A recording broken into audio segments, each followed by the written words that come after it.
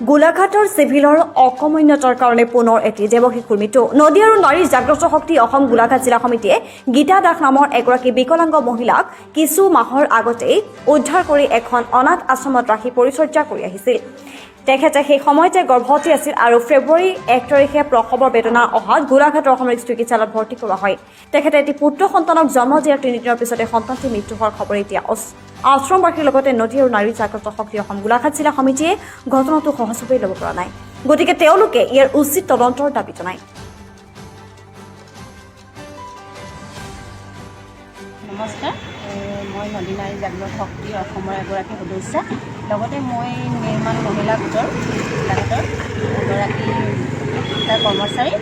বিশেষকৈ আমাৰ নদী নাৰী জাগ্ৰত শক্তি অসমে এগৰাকী বিকলাংগ মহিলা পাইছিলে, পাই পেলাই তেখেতলোকে আমাৰ NGOত দিছিলগৈ।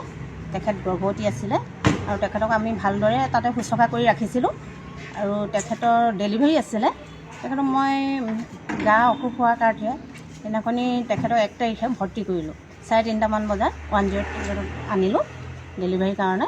আৰু তেখেত 108তে কেঁচুৱা হৈছে আৰু যেতিয়া বাচ্ছাটো হৈছে তেতিয়া সুস্থ আৰু আনি আমি ইয়াত ভৰ্তি কৰিলোঁ। আৰু বিশেষকৈ আজি ফটককৈ মোক ফোন কৰিলে যে বাচ্ছাটো ডেথ হ'ল আৰু ডেথ হোৱাৰ খাতিয়ে মই আহিবলগীয়া হ'ল। আৰু তাৰ আগমুহূৰ্তত মোক তেখেতলোকে নাই জনোৱা। তেখেতলোকৰ কৰ্তব্য আছিলে, যদি তেখেতলোক অসুস্থ মোক জনাব লাগিছিলে, তেখেতলোকে মোক জনোৱা নাই। আজি মই যেতিয়া ক'লে মই তেখেতলোক বাইদেউহঁতকো ফোন কৰিলোঁ যে এনেকুৱা কথাটো। তেখেতলোকৰো দায়িত্ব আছিলে, যিহেতু মোক তেখেতলোকে জমা দিছিলেগৈ গৈ পেলাই। তেখেতলোকো আহিলে, আহি এতিয়া আমি এইখিনি ইয়াতে আহি পেলাই সকলোৱে কৰিছোঁ, সোধপোছ কৰিছোঁ। তেখেতলোকক আমি ধৰিছোঁ যে কিয় এনেকুৱা কৰিব লাগে, যে কিয় আমাক নজনালে, ফোন কৰি জনাব লাগিছিলে, তেখেতলোকে জনোৱা নাই। আৰু মনত আমি বেয়া পাইছোঁ আৰু দুখো পাইছোঁ। গোলাঘাটত এনেকুৱা হৈয়ে থাকে। আজি আমি গোলাঘাটত শুনিছিলোঁৱে, আজি আমাৰ নিজৰ কাৰণে আজি হ'ল আৰু নিজৰ লগত হৈছে। আমি যেতিয়া দিছোঁ তেতিয়া আমি যে ইয়াত ৰাখিছোঁ যে আমাৰ সুস্থ মাক সুস্থ হওক, বাচ্ছা সুস্থ হৈ আমি লৈ যাম, কিন্তু আজি আমি মৃত বাচ্ছাহে পাইছোঁ। এইখিনি বিশেষকৈ আমি আইনে কেনেকৈ আমাক সহায় কৰে আৰু ধুনীয়াকৈ আমাক সহায় কৰি যাওক, এইখিনি উচিত আমাক বিচাৰ লাগিব। ইয়াকে মই ক'লোঁ। কি হৈছিলে ঘটনাটো? ঘটনাটো এনেকুৱা, গীতা দাস বুলি এগৰাকী আচলতে বিকলাংগ, তেখেত অকণমান বিকলাংগ।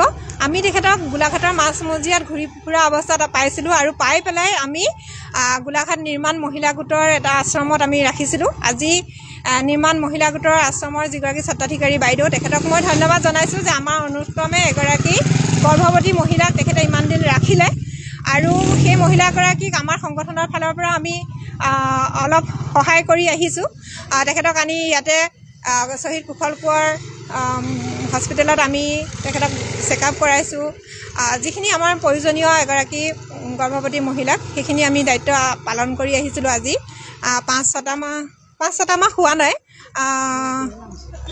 3-4 মাহ হৈছে আৰু তেখেতক আমি ৰাখি আহিছিলোঁ। আৰু ইতিমধ্যে তেখেতৰ ডেলিভাৰী হ'বৰ সময়ত তেখেতৰ আনি ইয়াতে শ্বহীদ কুশল কোঁৱৰ চিকিৎসালয়ত আচলতে তেখেতক ভৰ্তি কৰোৱা হৈছিলে আৰু ভৰ্তি কৰোৱাৰ পাছতে ফেব্ৰুৱাৰী 1 তাৰিখে ইয়াতে ভৰ্তি কৰোৱা হৈছিলে।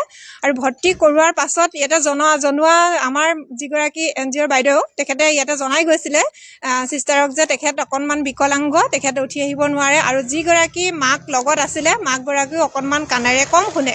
গতিকে কিবা যদি প্ৰয়োজন হয়, যিহেতুকে বেবীটোক বেবী ৰুমত ৰখা হৈছে, বেবী ৰুমত যদি মাকৰ বা গাৰ্জেনৰ যদি প্ৰয়োজন হয়, তেখেতসকলে যাতে বেডৰ ওচৰলৈ গৈ তেখেতসকলক জনাই দিয়ে, সেই কথাটো জনা। আৰু বাইদেউগৰাকীয়ে যিহেতুকে এখন আশ্ৰমৰো দায়িত্ব আছে, তেখেতৰ আশ্ৰমলৈও যাব লাগে, ইয়াতে ভাত আনি তেখেত অহা যোৱা কৰি আহি আছিলে।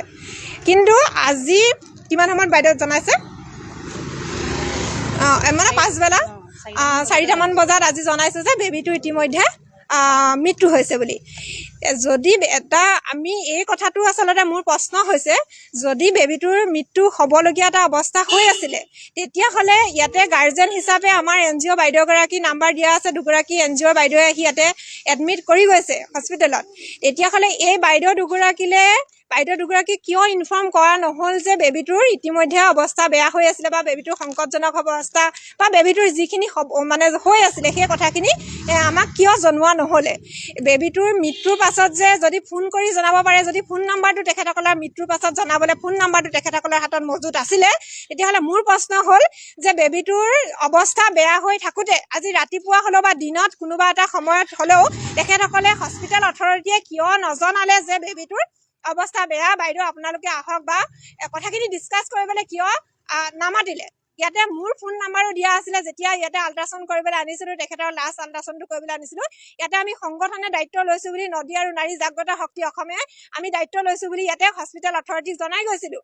আৰু মানে ছুপাৰিনটেণ্ডেণ্ট ছাৰেও সেই কথাটো জানে, মই তেখেতক ফোনযোগে জনাইছিলোঁ ছাৰক।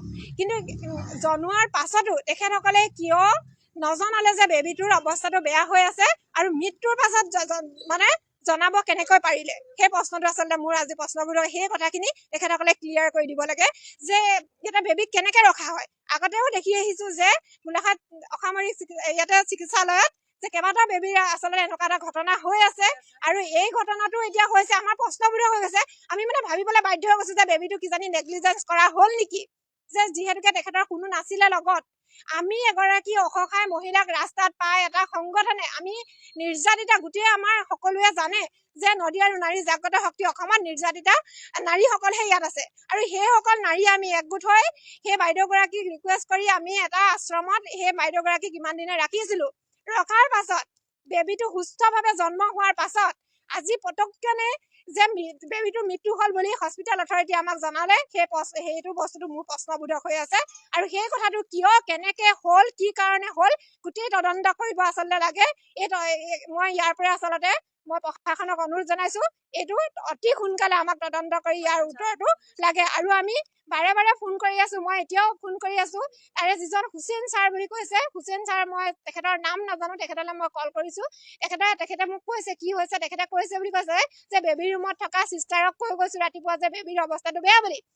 তেতিয়া বেবী ৰুমত থকা চিষ্টাৰে কিয় নাজানিলে, কাৰণ আমাৰ বাইদেৱে তাতে এডমিট কৰিবলৈ আহোঁতে বেবী ৰুমৰ চিষ্টাৰক জনাই গৈছে যে মানুহগৰাকী হ'ল মাকগৰাকী, যিগৰাকীয়ে জন্ম দিছে সেইগৰাকী হ'ল অকণমান বিকলাংগ, গতিকে তেখেতে উঠি আহিব নোৱাৰে। গতিকে ইমানখিনি জনোৱাৰ পাছতো আমাৰ NGO বাইদেউগৰাকীলৈ ফোনটো কিয় নগ'ল, মোৰ সেইটো এটা প্ৰশ্ন। আৰু 2 নম্বৰ কথা, ছাৰক, ছুপাৰিনটেণ্ডেণ্ট ছাৰক বাৰে বাৰে ফোন কৰি আছোঁ, তেখেতে মোৰ ফোনটো ৰিচিভ কৰা নাই। গতিকে আমি এই কথাটো আমি মানে আপোনালোকৰ যোগেদি প্ৰশাসনক জনাবলৈ আমি